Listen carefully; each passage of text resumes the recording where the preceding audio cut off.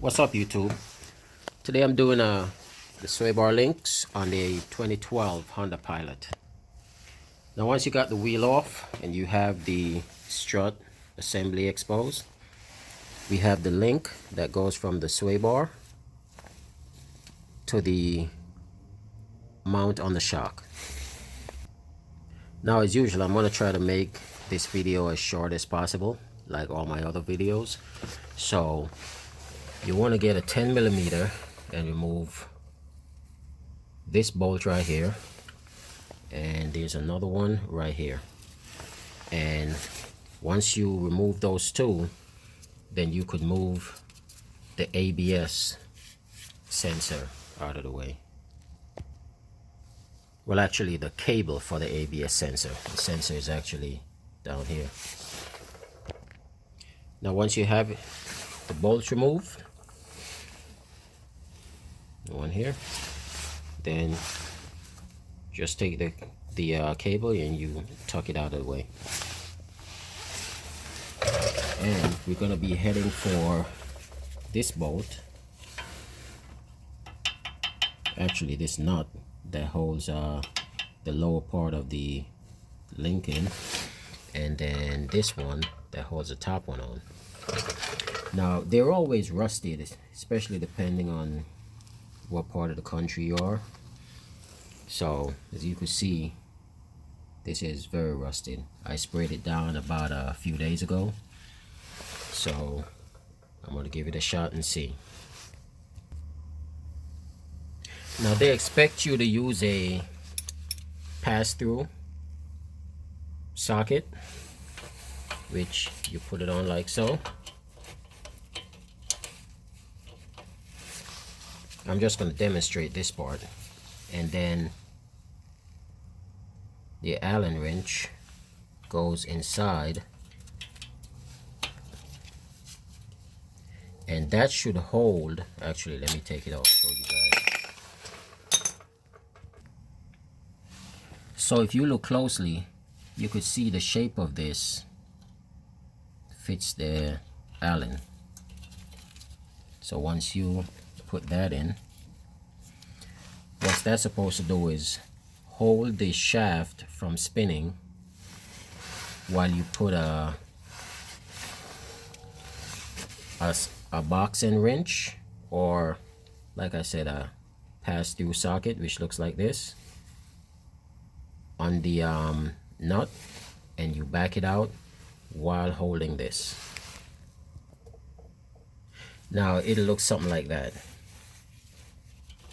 And these bolts are actually not actually, they're 17mm.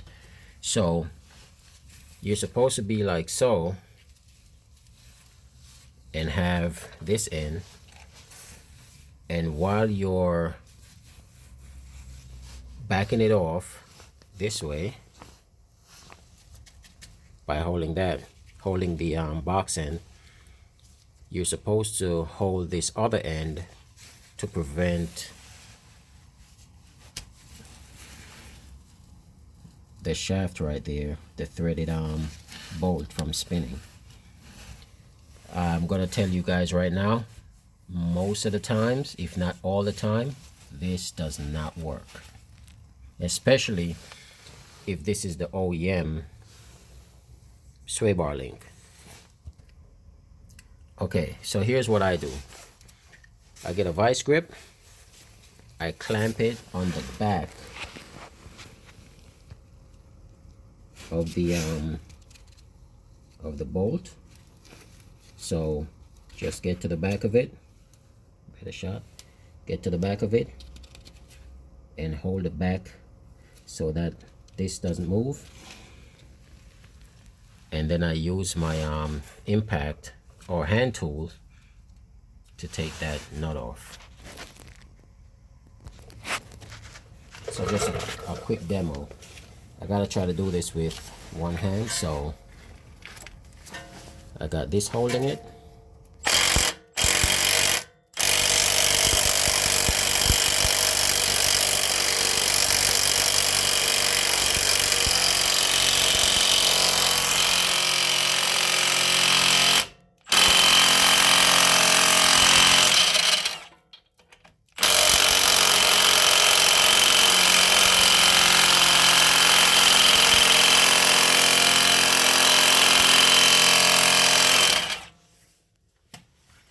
See, it's so rusted on,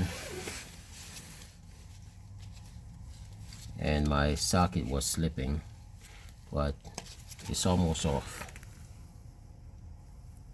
And you do this, I do the same thing that I do to the top.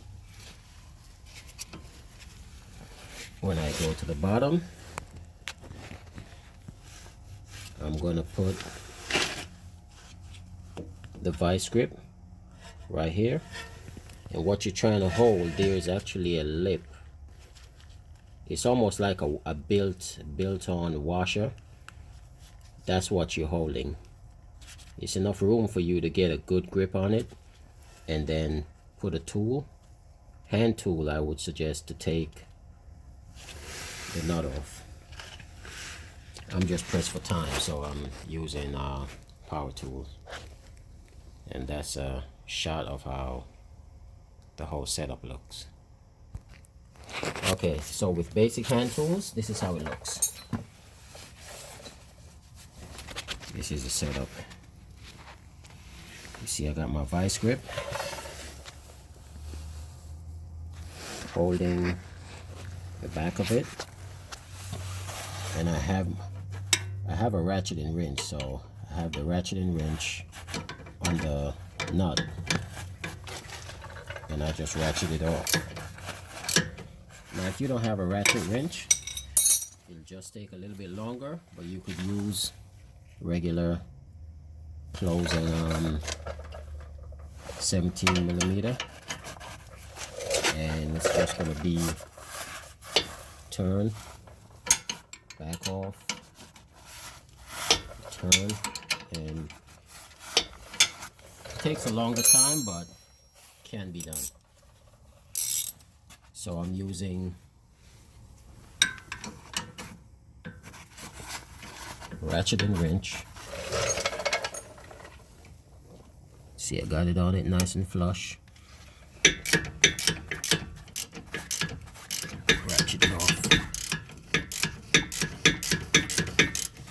And the vice grip is actually holding.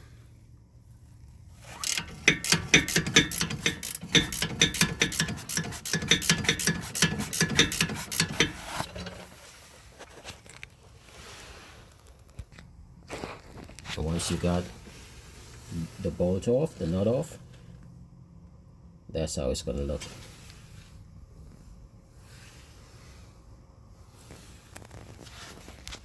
But before you go ahead and try to bang this out or pull it out to get the bottom out, what I suggest, which is what I've been doing, I have 2 jacks actually.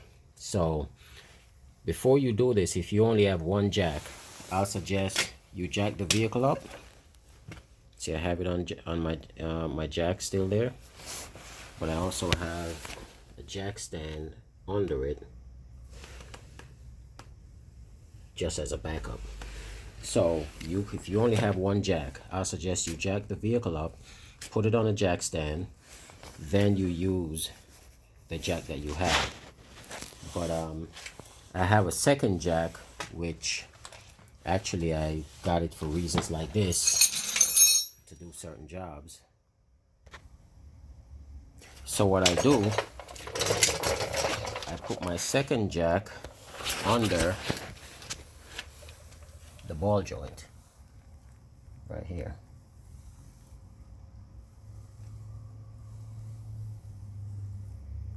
Try not to let it touch the plate for the rotor, the dust shield. Otherwise you'll bend it and it'll touch. As you're driving, you're gonna hear a scraping noise.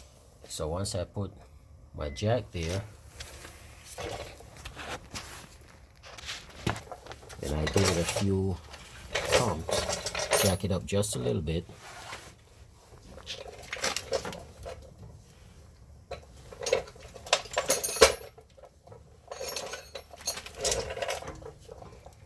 And you can see the top threaded bolt is starting to straighten out. So once it straightens out, the bottom is the same. should be able to just pull that out, slide the bottom out, and it pops out just like that. And that's what it looks like. This the area you could see. If I could get some focus, here we go. Where the teeth from my vice grip grab a hold of it, so I could back this off. Same thing on this side.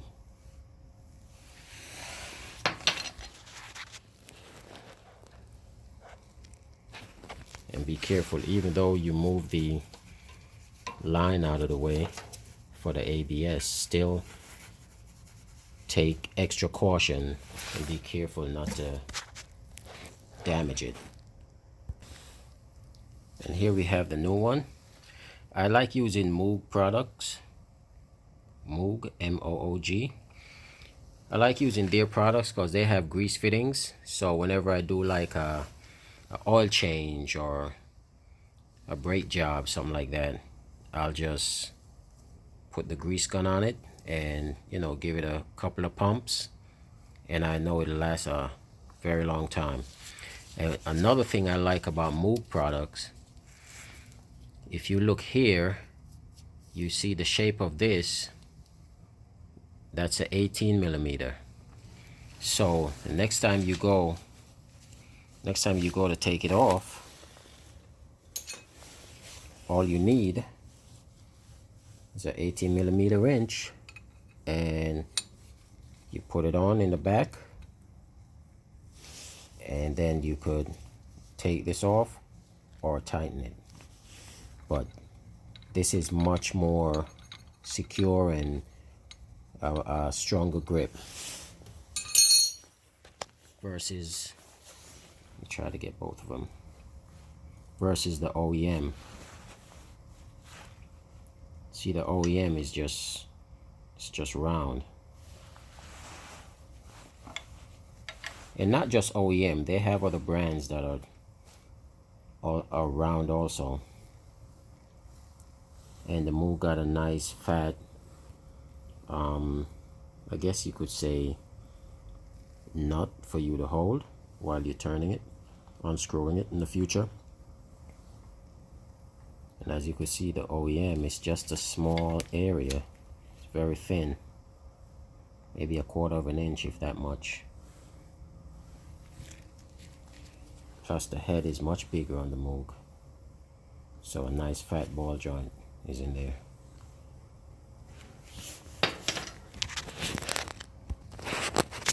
Now here's a better example.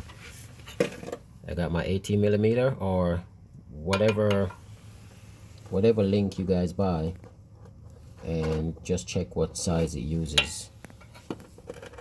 And you just want to put the open end on it, and then you want to put your socket,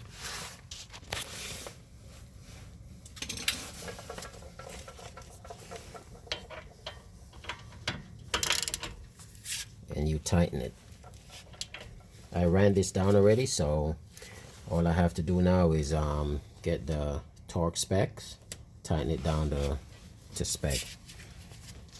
Or you could, well, I'm not going to suggest that you just hand tight it, because I'd rather you guys research, get the torque spec for these bolts, and you tighten them to spec. Now once that's done, do the bottom one, and when it's all done, I just put my grease gun on it. It already has grease in it, but I just put the grease gun, give it like 2 pumps. Same thing up top. You see the nipple right here? Stick the grease gun in there, maybe 2 pumps. And then after that, you want to put your 10 millimeter bolt back in to hold the ABS line, one on the frame, the other right here on the shocks. along the strut, and then you tighten those back, put your wheel on, and you're good to go. Torque your wheels down to spec, jack, drop it off the jack, and you're all set. Well, thank you guys for watching. Don't forget to like, share, and subscribe.